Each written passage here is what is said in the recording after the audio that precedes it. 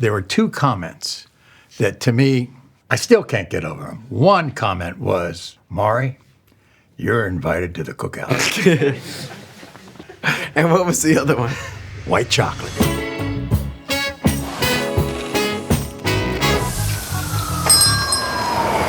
Good to see you, kid. Great to meet you as well. How's Nice everything? to see you, Speedy. I'm excited about this. Really? Yeah, this should be a lot of fun. One and Oh, no, don't tell me you grew up watching this show. Brother, you have no idea. Today we have an absolute, undisputed, iconic guest. Come on. In the building, none other than Maury Povich.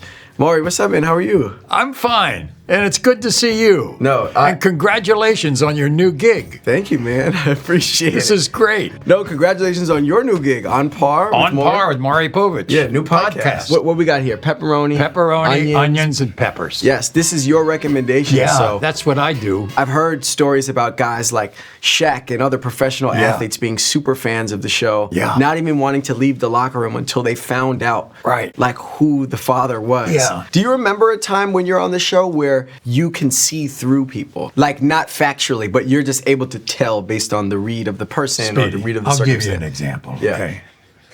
So an African-American woman comes on, has a black guy there, accusing that black guy of being the father. And this guy says, take a look at this picture of this baby, and this baby looks dead-ass white. Okay? And I'm going, oh, sure, it can't be. Open up the envelope, he's the father. Was that the ultimate surprise that you've had on the show? Well, the ultimate surprise, and I just heard that this has only happened like 20 or 30 known times.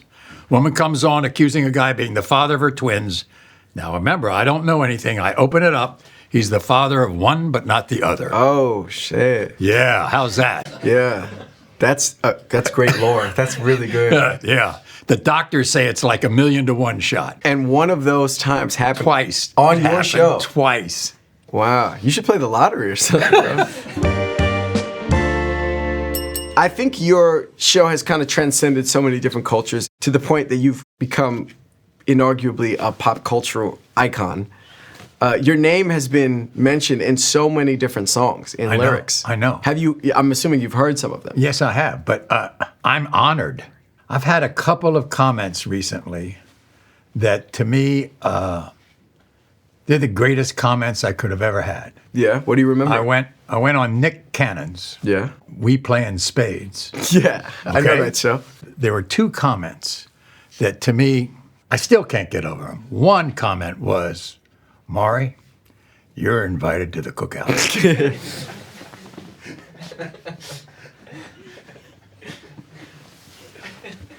And what was the other one? White chocolate.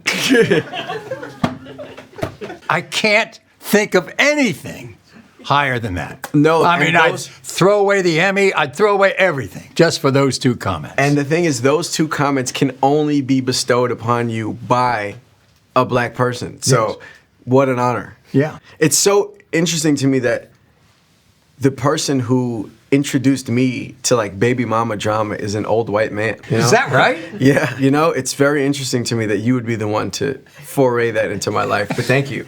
Okay. I appreciate it. That's all right. I want to grab some of these song lyrics. Oh, good.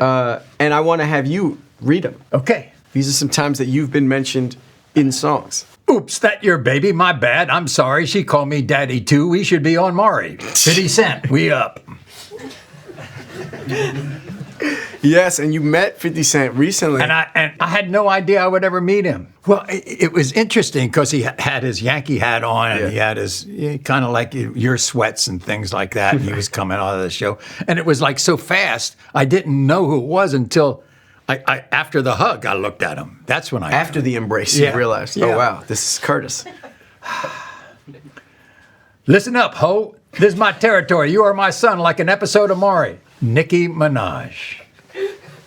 Have you met Nicki Minaj? No, but here's the thing. I would come out of retirement. For Nicki? For Nicki and Cardi B to come on, take the lie detector test on my show to smooth out all of their issues. Oh, well, there's the pitch. Bunch of journalists been searching for a story. My ex-girl been searching for a sorry. Couple bitches trying to have me on the Maury Drake. Have you met him? No, but I'd like to. Maybe he and Kendrick could go on. Any ideas for what that might look like? Oh, it'd be great. Yeah. It would be terrific. No, I ain't Maury Povich, but who the fuck is you kidding? J. Cole. How about him? Do you know I'll him? tell you, that's a Hall of Fame list right there. Bro, you have the absolute titans of modern hip hop all referencing you. How does it feel? I'm honored. I really am. I just, who'd have thunk it? That was great. Thank you so much. Thank you. The one that really resonated with me more is Listen Up, Ho. That one really. You have been happily married for what, 40 plus years now? Yeah, going to be 42. Don't seem so happy about it. Well, every year, my wife, Connie Chung, and I take a vote as to whether we want to be married the next year. And it's a tie. So we have to wait to take another vote the next year. And who votes what? It's depends. What was your last vote? A yes or a no? I think my last vote was a no. Okay. So how's it going with you? Because you have a girlfriend now. Do I? Yeah. Who? I've heard all about it. Tell me, please. Glorilla. Glorilla is in fact not my girlfriend. No. What? She's in a happy, That's happy not relationship. what I heard. Somebody gave you some bad information. She's in a relationship with an NBA player. I'm never, ever going to trust Wikipedia again. Yeah. Don't. That was your first mistake. No. Really? Incredible artist, but she's happily in a relationship with an NBA player. With an NBA player. That's right. So you have no girlfriend? I don't. Have you? Right now I'm in a relationship with God. I'm just kind of focused on my relationship with him. Well, that's not a bad partner. You know, it's the best partner. He never lets me down. Right. I see. Yeah. Does this mean we've had relationships in the past? I would say I've always been in a relationship with God.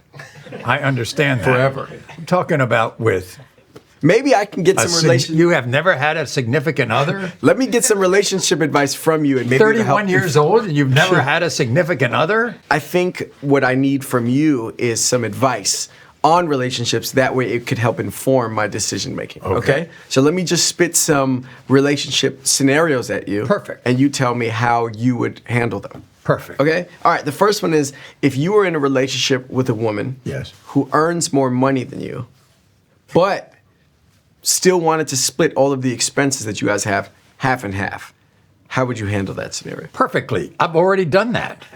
My wife was making tons more money than I was when we got married. Okay. But she did do this. She waited 10 years to put me on the deed of the apartment. She wanted to make sure it was real. Exactly. And you're on there now. Better be. You got it. Good man. All right. You cheated on a spouse or partner. Yeah. They've forgiven you and taken you back, but now Yeah. every time you go out or do something, they're awfully suspicious. I would think that if you take me back, you take me back with complete forgiveness. Complete forgiveness means you forget it too. See, I believe that if it's not forgive but not forget, it's forgive and forget. My wife has always told me, you go out there and cheat on me, you know what I'm going to do? I said, what? She says, I'm just going to get even. That was her attitude. Was that enough to instill fear in you? Damn right. I like that. All right. What would you do, Maury, if your partner kept on asking you your body count? What does that mean? How many sexual partners you've had? Oh, no problem. Because, I mean, my wife worked in Los Angeles, for a time in her life, and she used to date all these Hollywood celebrities. And she insists that the people I date, I couldn't even remember their first names. So, I mean, it's all evened out. It's just, first of all, it's so long ago. I mean, we got married in 1984.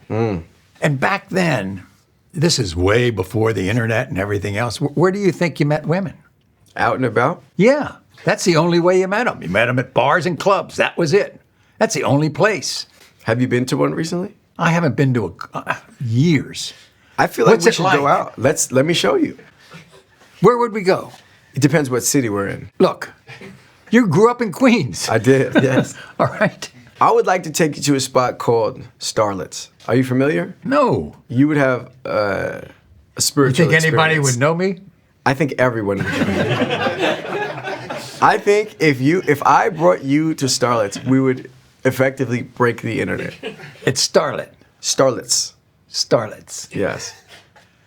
You'd love it. You and God and Starlets. Yes. No, he's with me everywhere, but especially in a place like that.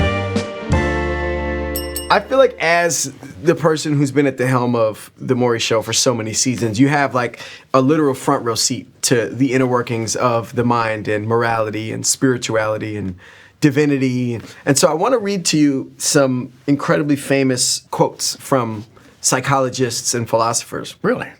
And I want you to just react to them and tell me how you feel. If you feel like you resonate and agree, or maybe you don't agree. All right, here we go. There is only one good, knowledge, and one evil, ignorance. Socrates said that. Yeah.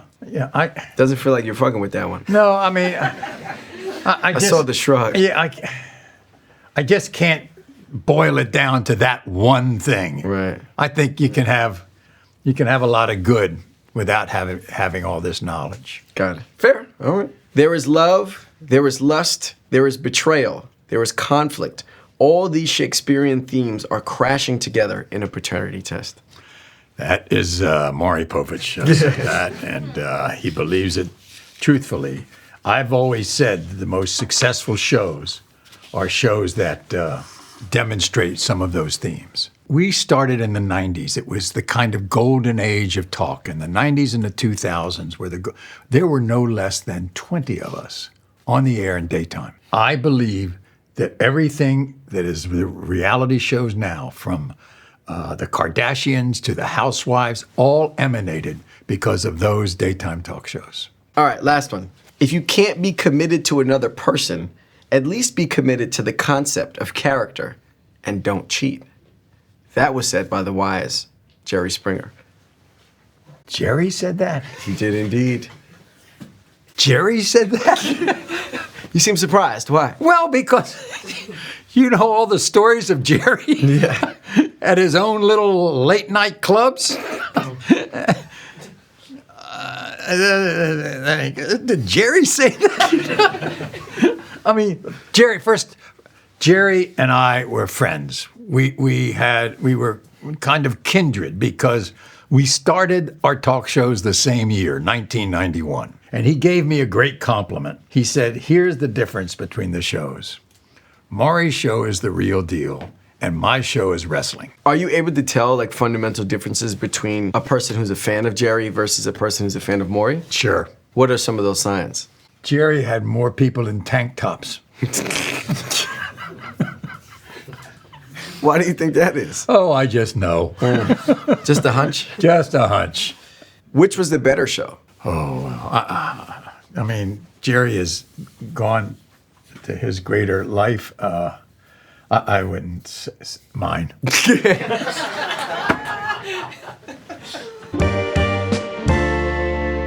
I feel like you've watched people lie through their teeth for decades at this point. A lot of people who have cheated and come on and take the test, they think they can beat the test. Interesting. I always wondered how difficult the test would be. I don't know if I would be able to beat one. You think you could beat one? No. No. And it's something that you've done to people for so very long. Yeah. I feel like let's do it to you. Like let's hook you up. You really do you have do you have the administrator the way I used to have Ralph? We do. His name is Lord. Bill. His name is Bill. Here we go. Bill. Oh boy. Okay. Speedy, when we're ready. But wait a second. Yes, sir. That one's not moving at all. It will? Yeah, it will. It's a very serious operation we have here. Okay. All right. We'll start off light. Oh boy. Is your name Maury Povich? Yes. Good. Okay. Here we go. Did you know ever about the paternity results before you opened the envelope on the show? No. Okay. Were there ever any guests on the Maury Show that were paid actors? No. Uh-oh. Paid actors? Is he telling the No. truth? He's telling the truth. Okay.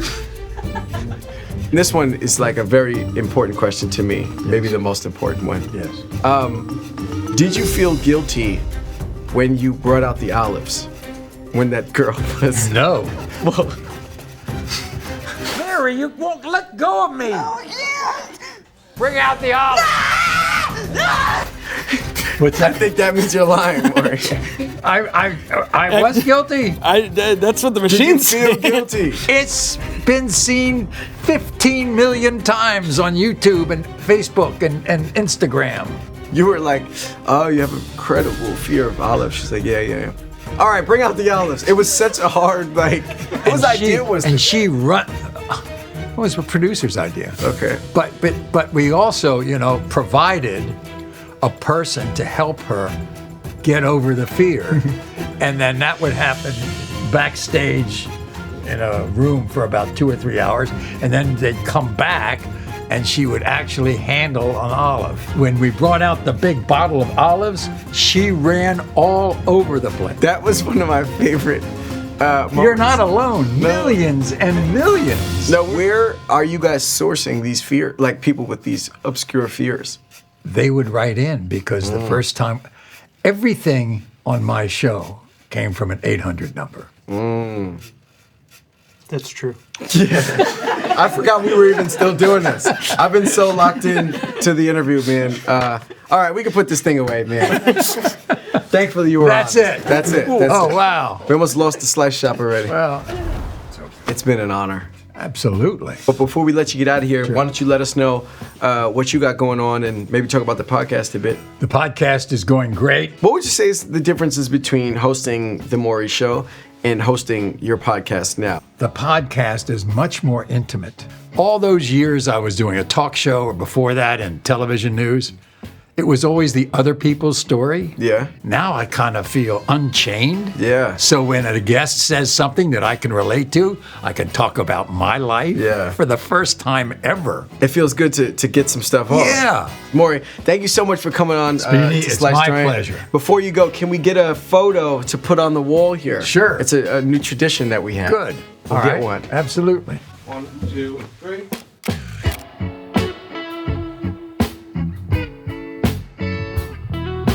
Maury, will you autograph this for me? Sure. Thank you. Okay. I mean, Too speedy? yeah, please. Thank you, Too Maury. speedy. Never use this. I love it. Thank you, man. Appreciate that. Great. I'm honored. Wow.